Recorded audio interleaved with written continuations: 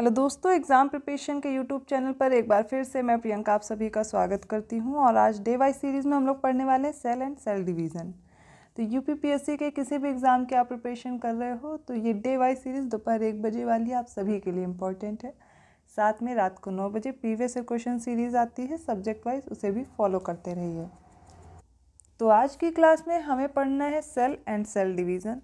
तो सबसे पहले मैं बात करती हूँ सेल की। देखिए, साइंस की जिस भी ब्रांच में, मतलब बायोलॉजी का मतलब होता है जिसमें हम लिविंग बींग्स की स्टडी करते हैं। ठीक है, थोड़ा सा इंट्रोडक्शन दे देती हूँ क्योंकि बायो की क्लास अभी नहीं हुई आप लोग की। तो साइंस में हमें 3 पार्ट पढ़ने होते हैं, फिजिक्स, केमिस्ट्री और बायोलॉजी। तो बायोलॉजी का ये पार्ट है cell and cell division. Bio या जीव विज्ञान का मतलब है जिसमें हम लोग सजीवों का अध्ययन करते हैं। ठीक है, अब इसके 2 पार्ट होते हैं। कौन सा? जूलॉजी मतलब जंतु विज्ञान, और बॉटनी जिसमें पादप विज्ञान या फिर जिसमें पेड़ पौधों का अध्ययन करते हैं। तो जो बायोलॉजी है, इसके जो फादर अगर आपसे पूछे जाते हैं तो आप याद रखिए अरिस्टोटल या फिर अरस्तु। और सेम जूलॉजी के भी फादर वही हैं, अरिस्टोटल या फिर अरस्तु। बात करते हैं बॉटनी, इनके फादर हैं थियोफ्रेस्टस। थियोफ्रेस्टस नाम याद रखना है आपको। अब देखिए, नाम हिंदी इंग्लिश में सेम ही है, नाम में तो नहीं मैं कुछ कर सकती। ये क्लास जैसी भी रहेगी आपके लिए बाइलिंगुअल है। इसमें मैं आपको वो सारी चीज़ें बताने वाली हूँ जो इसमें दिया गया है, लेकिन हिंदी इंग्लिश दोनों में कोशिश करूँगी आपको समझाने की। जिन भी बच्चों को इंग्लिश में प्रॉब्लम हो रही है उनके लिए हिंदी में क्लास आएगी, तो बिल्कुल भी परेशान होने की ज़रूरत नहीं है। सबसे पहले बात करते हैं सेल या फिर कोशिका की। The body of all organism is made of one, या फिर इसमें बैक्टीरियल या प्रोटोजोवन की बात करें, और several most plant and animals units, these units are called cells. देखिए, सबसे पहले तो सेल समझिए क्या है, एक तरह की कोशिका क्या है। तो सबसे पहले इसकी जो डिस्कवरी की थी वो रॉबर्ट हुक ने की थी। किसने? रॉबर्ट हुक ने 1665 में। ओके, तो रॉबर्ट हुक ने क्या किया, जब इसको खोजा तो इसको एक कंपार्टमेंट टाइप का पोर्शन देखा, ऐसे ही बहुत ज़्यादा डिटेल में जाने की ज़रूरत नहीं है आप लोग को, बस बेसिक सी चीज़ समझिए। कमरे जैसा स्ट्रक्चर देखा तो उन्होंने उसको बताया कि ऐसे सेल जैसी संरचना होती है, जो इसको एक्सप्लेन किया। और इसके बाद फिर स्लीडन एंड स्वान आते हैं, 2 अलग साइंटिस्ट, वो इसको और अच्छे से एक्सप्लेन करते हैं सेल थ्योरी को।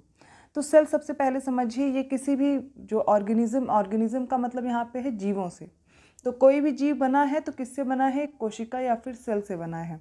कैसे? अब वो एक सिंगल सेल का भी हो सकता है, जैसे यहाँ पर देखिए क्या दिया गया है, यहाँ पर बैक्टीरिया या प्रोटोजोआ दिया गया है, तो ये तो एक ही सेल से बने होते। अमीबा याद करिए, एक ही सेल होता है, और ये सेल ही होल ऑर्गेनिज्म है, एक जीव है।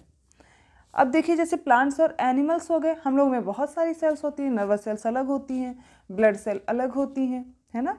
इसी तरह लीवर सेल अलग होती है, लंग्स की सेल्स अलग होती है। तो डिफरेंट बहुत सारी सेल्स होती हैं। ये होते हैं मल्टी सेलुलर या बहुकोशिकी ऑर्गेनिज्म। तो यहाँ पर सेल की यही बात पहले फैक्ट बताया जा रहा है कि एक बॉडी किसी ऑर्गेनिज्म में किसी एक सेल से भी बनी हो सकती है या फिर बहुत सारी सेल से बनी हो सकती हैं। तो जो एक सेल से बने होंगे उनको बोलेंगे यूनिसेलुलर, एक कोशिकीय जीव। जो बहुत सारी सेल से बने होंगे उनको बोलेंगे मल्टी सेलुलर या बहुकोशिकीय जीव, जैसे कि प्लांट्स हो गए और एनिमल सारे इसमें आ जाएंगे। पहली लाइन समझ में आई। अब ये सेल समझिए होती क्या है। सेल अभी मैं आगे बताऊंगी भी क्या है, एक्सप्लेन करूंगी। सेल क्या है? किसी भी लाइफ को, या फिर इसको बोलते हैं ना कि फंक्शनल और स्ट्रक्चरल यूनिट है लाइफ की, मतलब कार्यात्मक और संरचनात्मक इकाई है। एक बहुत सारी सेल मिलकर के एक ऑर्गेनिज्म बनाते हैं। एक ही सेल एक होल ऑर्गेनिज्म हो सकती है, और डिफरेंट सेल के अलग अलग फंक्शन होते हैं। लीवर सेल आप देखते हैं अलग फंक्शन है, आप सांस लेते हो, लंग सेल्स अलग हैं। ठीक है, ऐसे किडनी की सेल्स क्या करती है? फिल्ट्रेशन का काम करे, किडनी का फंक्शन अलग है। तो हर सेल का फंक्शन अलग होगा। तो स्ट्रक्चरल और फंक्शनल यूनिट है बॉडी की सेल। अभी मैं इसको आगे और अच्छे से एक्सप्लेन कर दूंगी। अब नेक्स्ट पॉइंट पढ़ते हैं। In single cell animals digestion, respiration and reproduction processes are conducted by a single cell. देखिए, जब कोई सिंगल सेल, एक ही सेल है ऑर्गेनिज्म की, तो उसी में क्या होगा? डाइजेशन भी होगा, रेस्पिरेशन भी होगा। एक नई उसी की तरह ऑर्गेनिज्म बनना है तो रिप्रोडक्शन भी उसी सेल से हो जाएगा। तो उसी सेल में सारी चीज़ें, सारे फंक्शन होते हैं। नेक्स्ट है, cells were discovered by Robert Hooke in 1665। Detail description इन्होंने दिया है। माइक्रोग्राफिया एक बुक है, माइक्रोग्राफिया, उसमें इन्होंने एक्सप्लेन किया था। फिलहाल रॉबर्ट हुक ने इसको डिस्कवर किया, बस इतना याद रखिए 1665 में, क्योंकि ये क्वेश्चन पूछा जाता है सेल की डिस्कवरी किसने की। तो रॉबर्ट हुक का नाम याद रखिए 1665। The study of cells is called cell biology और सेलुलर बायोलॉजी। देखिए, जिस भी बायोलॉजी की ब्रांच में हम लोग सेल को पढ़ते हैं उसे सेल बायोलॉजी या फिर, और जिसमें सेल का अध्ययन करते हैं उसे साइटोलॉजी बोलते हैं। क्या बोलते हैं? साइटोलॉजी बोलते हैं। यही पॉइंट आगे दिया गया। अब देखिए 1665 में क्या होता है, Robert Hooke saw dead cells in cork with a single microscope and named them cell. Simple microscope gives erect, virtual and magnified image. For compound microscope, the final image is virtual, inverted and magnified। यहाँ पर आप देख रहे हैं, आपको simple microscope और compound microscope में difference दिया गया है। बट यहाँ पे पॉइंट ये समझना है कि रॉबर्ट हुक ने सबसे पहले देखा था सेल्स को। किसमें देखा था? ये डेड सेल्स थी। जैसे आपने देखा होगा कोई बॉटल होगी और उसमें ऊपर कॉर्क लगा होता है, उस कॉर्क की स्लाइस में इन्होंने देखा था, अपने आप ही बनाया था अपना माइक्रोस्कोप और उससे देखा था। तो उसमें कुछ कंपार्टमेंट टाइप के ऐसे स्ट्रक्चर इन्हें दिखे, ठीक है, ऐसे स्ट्रक्चर दिखे, उसमें ऐसे पॉइंट रखे होते, तो इन्होंने बोला कि ऐसा सेल होता है। तब नाम नहीं दिया था सेल का, बस एक्सप्लेन किया था कि ये सेल है। तब से रॉबर्ट हुक ने जब इस पर डिस्कवरी की तो और आगे जो साइंटिस्ट आते गए उन्होंने अपना पॉइंट दिया इस पर। अभी आगे हम पढ़ेंगे। अब cell theory first developed in 1839 by Schleiden and Schwann. According to this theory all organisms are made of one or more cell and all cell originates from pre-existing cells। तो सेल थ्योरी सबसे पहले ये याद रखिए किसने दी? स्लीडन and स्वान ने। कब? 1839 में। सबसे पहले इन्होंने सेल जो थ्योरी दी इसमें बताया क्या कि जो भी ऑर्गेनिज्म होते हैं वो एक या बहुत सारी सेल से बने होते हैं, ये इनकी सेल थ्योरी थी। दूसरा पॉइंट इन्होंने बताया जो भी नई सेल ओरिजिनेट होती है वो प्री एग्जिस्टिंग सेल से ही ओरिजिनेट होती है, मतलब एक सेल ही डिवाइड होती है तो नई सेल्स बन जाती हैं ऐसे। तो इन्होंने बताया जो भी सेल है वो प्री एग्जिस्टिंग सेल से ही ओरिजिनेट होता है, ये इनकी सेल थ्योरी थी।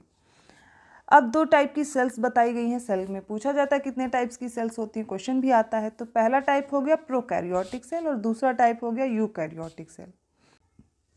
Prokaryotic cells are cells that do not have a true nucleus और मोस्ट सेल ऑर्गेनेल्स। समझिए, प्रोकैरियोटिक सेल्स और यूकैरियोटिक सेल्स में डिफरेंस। प्रो पबजी वाला नहीं, ये प्रो अलग है। इस प्रो को हम समझेंगे हम लोग जैसे पहली फैमिली और अब की फैमिली में कंपेयर करेंगे। बहुत टाइम पहले क्या होता था कि जो घर होते थे उसमें न्यूक्लियर फैमिली रहा करती थी। अभी की फैमिली में आप देखेंगे मॉड्यूलर किचन है, सेपरेट बेडरूम है, अलग अलग सबके रूम हैं। आपका स्टडी रूम अलग है, ठीक है, बेडरूम अलग है, ड्राइंग रूम अलग है। उसके बाद आप देख रहे हो किचन भी मॉड्यूलर बना हुआ है। ये ऐसे है ना, बिल्कुल नक्शे से घर बने हुए हैं। और पहले क्या होता था? ऐसा नहीं था। पहले एक न्यूक्लियर फैमिली रहती थी, पूरे घर के लिए एक किचन होता था, ठीक है, और उसके साथ एक लंबा सा हॉल, वही बेडरूम होता था, सब एक पास होते थे। ऐसा था ना। अभी इसी तरह प्रोकैरियोटिक और यूकैरियोटिक में समझिए कि इसमें न्यूक्लियस नहीं होता, ट्रू न्यूक्लियस नहीं मिलेगा प्रोकैरियोटिक में, इतने सेपरेट रूम नहीं है, तो अलग अलग सेल ऑर्गेनेल्स भी नहीं है यहाँ पर। और यूकैरियोटिक में क्या होगा, ये आप समझ लीजिए जो आज के टाइम के घर हैं, इसमें क्या होगा, न्यूक्लियस भी होगा, highly developed cell organelles present होंगे, ठीक है, उनके फंक्शन भी अलग अलग आपको पता होंगे। तो प्रोकैरियोटिक में एक सिंगल सेल होगी, यूनिसेलुलर टाइप के ऑर्गेनिज्म होंगे, और यूकैरियोटिक में मल्टी सेलुलर होंगे, बहुत सारे कंपार्टमेंट टाइप के, तो अलग अलग फंक्शन। बस एक आइडिया दे रही हूँ समझने के लिए, क्योंकि बहुत से बच्चे मुझे पता है यहाँ पर साइंस बैकग्राउंड के नहीं होंगे, इसलिए मैं कोशिश कर रही हूँ उन्हें ऐसे समझाऊँ जो समझ में आ जाए।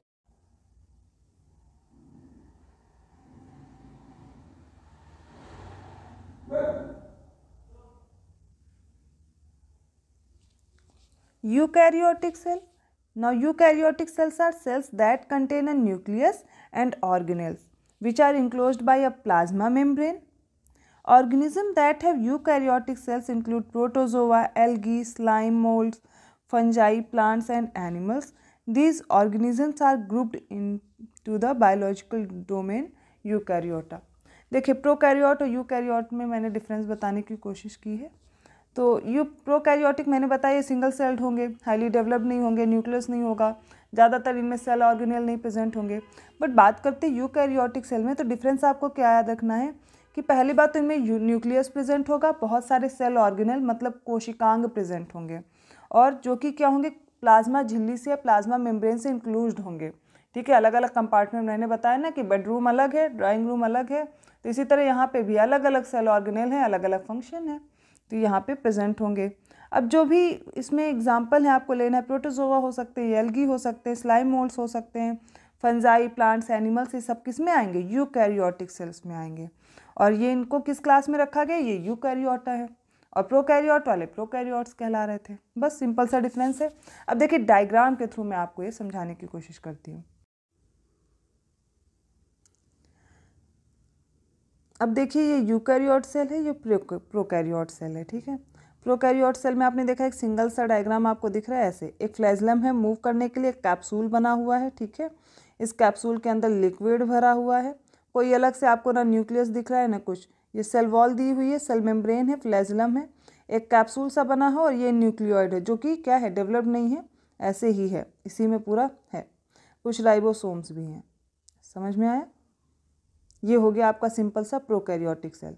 लेकिन यूकैरियोटिक सेल में देखिए न्यूक्लियस है, न्यूक्लियस के साथ साथ में देखिए न्यूक्लियर पे आउटर मेम्ब्रेन भी प्रेजेंट है, राइबोसोम है, माइटोकॉन्ड्रिया है, ठीक है, सेल मेम्ब्रेन है प्रेजेंट है इसमें। आपको डिफरेंट डिफरेंट सेल ऑर्गेनेल्स यहाँ पर मिल जाएंगे, लेकिन ऐसा प्रोकैरियोट में नहीं दिख रहा है। तो बस यही आपका सिंपल सा डिफरेंस है। नेक्स्ट पॉइंट देखिए, the plasma membrane is a biological membrane that separates the interior of all cells from the outside environment, which protects the cell from its environment, consisting of lipid bilayer with embedded protein।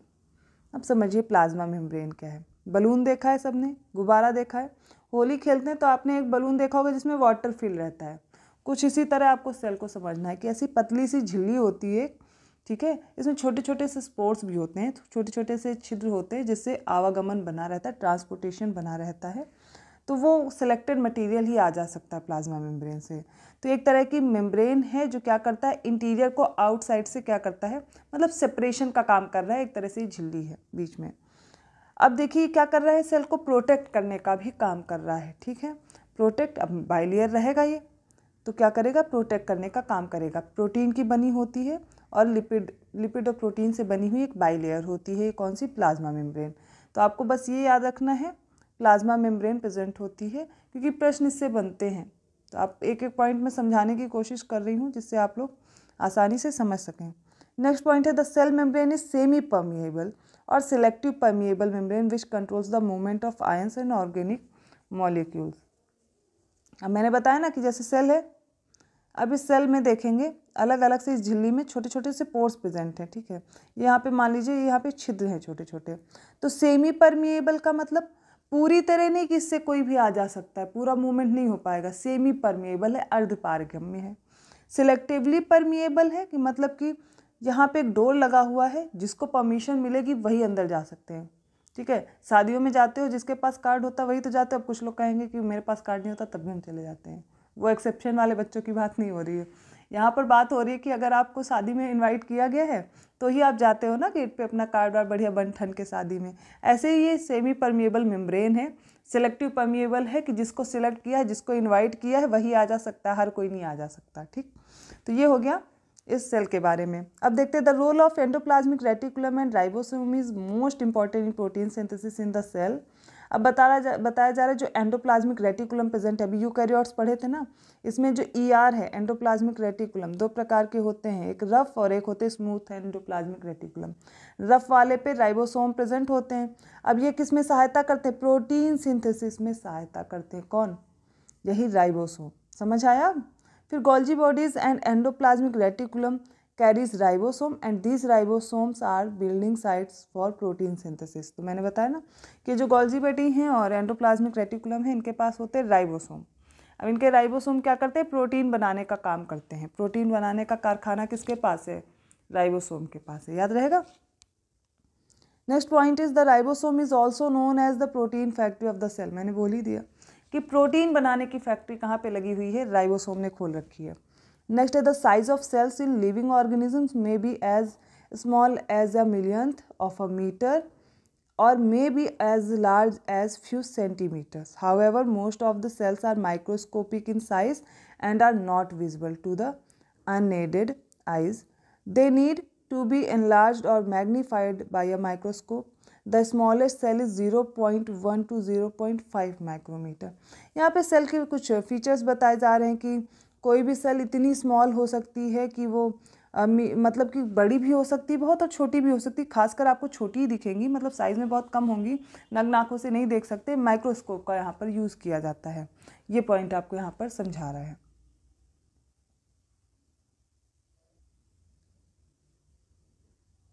The largest cell measuring 170 mm to into 130 mm is the egg of an ostrich। देखिए सबसे छोटी cell बताई जा रही bacteria की है, ठीक है। अभी मैंने उसका साइज़ बताया और उसके साथ साथ बताया है कि सबसे बड़ा जो साइज़ है वो लार्ज अगर सेल की बात की जाए तो शुतुरमुर्ग का अंडा होता है या फिर एग ऑफ एन ऑस्ट्रिच है। देखिए यहाँ पर आपसे साइज़ तो नहीं पूछने वाला, बट आपको याद रखना है कि सबसे बड़ी अगर लार्जेस्ट सेल की बात की जाए तो एग हो जाएगा ऑस्ट्रिच का, लेकिन लॉन्गेस्ट सेल की बात की जाएगी तो तब आपको याद रखना है न्यूरॉन सेल, ठीक है। दोनों फैक्ट आपके डिफरेंट है, याद रखने हैं। अब बात करते हैं the boundary of the onion cell is the cell membrane covered by an another thick covering called the cell wall. The central dense round body in the centre is called nucleus. देखिए अभी हमने eukaryotic पढ़ा था ना, तो उसमें भी plant cell और एनिमल सेल डिफरेंट होती हैं। तो जो भी एनिमल सेल होती है ना उसमें सेल मेम्ब्रेन होती है, लेकिन जो प्लांट सेल होती है उसमें सेल वॉल भी होती है। अच्छा अपनी बॉडी को देखोगे, टच करके देखोगे ना, तो कैसा वो बलून वाला है ना कि टच करोगे तो थोड़ा सा सॉफ्ट सी है, अंदर पिंच हो जाएगा। लेकिन प्लांट में देखा है, उसको दबाओ वो कितना रिजिड रहता है प्लांट, है ना। उसमें तो ऐसे नहीं होता। अब कोई एलोवेरा का एग्जाम्पल ना लिखना आके कमेंट में, एलोवेरा अलग है, उसका मतलब फीचर अलग है, वो मैं उसके लिए अलग से बात करूँगी, ज्योग्राफी में पढ़िएगा। तो अभी बात करते हैं ये प्लांट्स जो भी रिजिड होते क्यों होते, क्योंकि उनमें सेल वॉल प्रेजेंट है तो उनको रिजिडिटी प्रोवाइड करते हैं। बट एनिमल सेल में देखेंगे सेल मेम्ब्रेन होती है। ऐसा नहीं कि सेल मेम्ब्रेन प्लांट सेल में नहीं होगी, उसमें दोनों चीज़ें होती हैं, तो याद रखिए। तो एक अब इसमें अनियन सेल का एग्जाम्पल लिया गया कि एक सेल मेम्ब्रेन होती है, उसके ऊपर एक थिक कवरिंग होगी जिसको क्या बोलेंगे, सेल वॉल भी प्रेजेंट होती है, ठीक है। The central dense round body, अब इसके बीच में भी एक सेंट्रल डेंस बॉडी होती है जिसको बोलते हैं न्यूक्लियस। समझो ये है सेल, मैं समझाने की कोशिश कर रही हूँ। तो इसके ऊपर क्या होगी, एक सेल वॉल। एनिमल सेल की बात, वो प्लांट सेल की माफ़ कीजिएगा, बात कर रही हूँ मैं अभी। अब इसके बीच में देखेंगे एक ये सेल मेम्ब्रेन भी प्रेजेंट है, ठीक है। सेल मेम्ब्रेन भी और सेल वॉल भी है। इसके बीच में अब जो यहाँ पे जो लिक्विड भरा है वो क्या होगा, डेंस होता है। लेकिन जो ये न्यूक्लियस है ना, इसके अंदर भी जो फिल होगा वो इससे भी ज़्यादा डेंस होगा, ठीक है, रिजिड होता है। अब इसी के अंदर क्रोमोसोम डीएनए वीएनए जो भी है प्रेजेंट रहता है। समझ आया, इतनी ही बात यहाँ पर बोली जा रही है। आई होप आप लोग को समझ में आ गया होगा। अब बात करते हैं, ये हो गए हैं point. The cell membrane gives shape to the cell. In addition to the cell membrane there is an outer thick layer in cell of plants called cell wall. मैं समझा चुकी हूँ कि सेल मेम्ब्रेन क्या करेगा, शेप प्रोवाइड करेगा cell को, और उसके साथ साथ एक थिक लेयर होगी जो कि प्लांट सेल में मैं बोल रही हूँ, वो कौन सी होगी, सेल वॉल। अब साइटोप्लाज्म समझिए, अभी मैंने बताया जेली जैसा स्ट्रक्चर फिल होता है ना सेल के अंदर, और न्यूक्लियस में और भी डेंस होता है। वो क्या है, पहले तो साइटोप्लाज्म होगा जो सेल के अंदर फिल है, जो न्यूक्लियस के अंदर फिल होगा उसी लिक्विड को बस नाम बदल देंगे न्यूक्लियोप्लाज्म, ठीक है। अब देखा है सबने, अभी इस समय कोविड टाइम में सबने सैनिटाइज़र यूज़ करना शुरू कर दिया, तब देखा तो सैनिटाइज़र की दो कैटेगरी देखी होंगी। एक जेल वाला देखा होगा, जो कि आपने डेटॉल लाइफबॉय ये सब ब्रांड के आते हैं, इसमें देखा होगा जेल वाला है, और एक दूसरा सैनिटाइज़र देखा होगा वो लिक्विड स्प्रे वाला। तो ये जो साइटोप्लाज्म है थोड़ा सा थिकी होता है नेचर में, जेल लाइक स्ट्रक्चर होता है, और न्यूक्लियस में और ज़्यादा डेंस होता है, ठीक है। यही है साइटोप्लाज्म। वेरियस अदर कंपोनेंट्स और organelles of cells are present in the cytoplasm. These are mitochondria, Golgi bodies and ribosome. देखिए जेली लाइक सब्सटेंस होता है सेल मेम्ब्रेन और न्यूक्लियस के बीच में फिल है साइटोप्लाज्म, और उसमें बहुत सारे सेल ऑर्गेनेल्स प्रेजेंट होते हैं, और हर सेल ऑर्गेनेल का अलग अलग फंक्शन है, जैसे कि माइटोकॉन्ड्रिया हो गया, गोल्जी बॉडी हो गया, राइबोसोम हो गया, प्रेजेंट है, उनके नाम बताऊंगी और उनके फंक्शन बताऊंगी। यही पूछा जाता है, आपको बहुत ज़्यादा डिटेल में नहीं जाना है।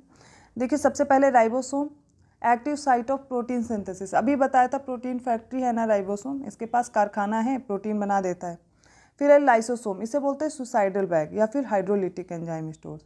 देखिए लाइसोसोम क्या होता है कि अदर कोई भी फॉरेन पार्टिकल है या फिर ऐसा मटेरियल है जिसको ख़त्म करना है अनवांटेड, तो ये क्या करेगा, उसको इनगल्फ करेगा और उसके साथ ही खुद भी ख़त्म हो जाएगा, सुसाइड कर लेगा, इसीलिए इसको क्या बोलते हैं, सुसाइडल बैग।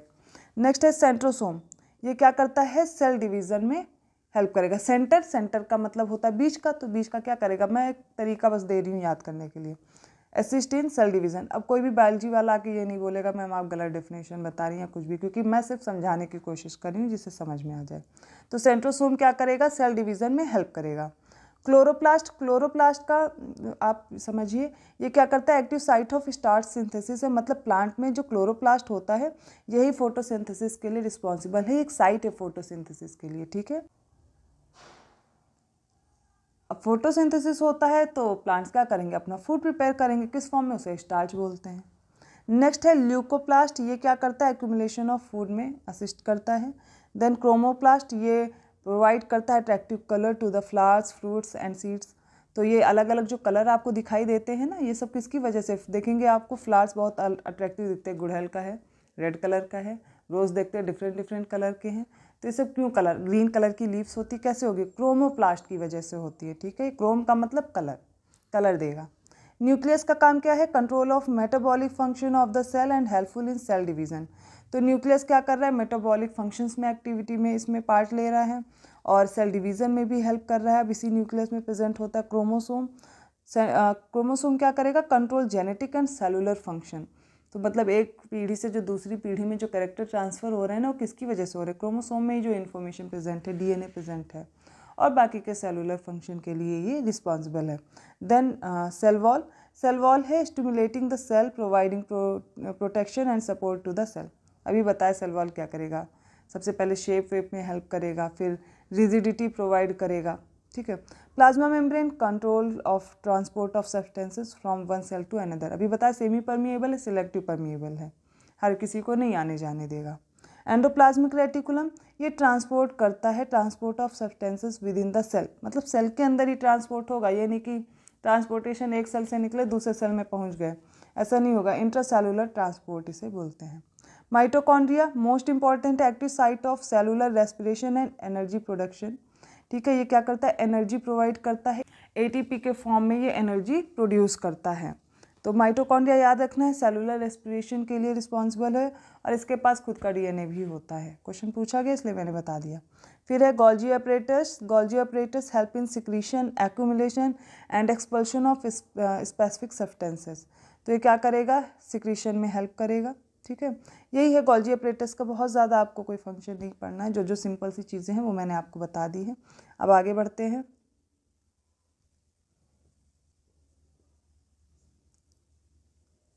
अब कुछ सेल ऑर्गेनेल्स पढ़ने हैं और उनके कॉमन नेम पढ़ने हैं, ये इंपॉर्टेंट है। जैसे कि लाइसोसोम का भी मैंने क्या बताया, सुसाइडल बैग है सेल का।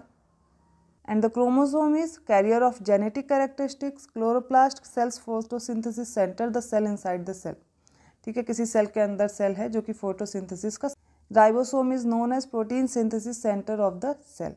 Nucleus control centre for all cellular functions. Mitochondria is known as cellular powerhouse, cellular energy house.